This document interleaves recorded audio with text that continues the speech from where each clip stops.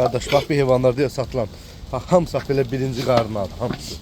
İçinde 200 tane bak böyle xam toğulu var birinci qarnı. Bunu çək belə yolluyorum. İnşallah paylaş.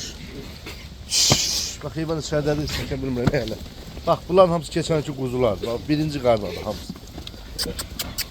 Allah alan qardaşlara xeyir versin. Bak görsən hamısı birinci balıyadır hamısı. Bak keçənki bak çiçəklərdir hamısı. 420 baş heyvandır 420. İçində də bir 200-250 dənə bak belə bir doğmuş var. Belə bir doğmuşlar. Toğullar. Xam şişəklər. Belə xam şişəklər görürsünüz. Bak hamısı bak belə yetik şişəklərimiz də var. Belə qızıl yeli.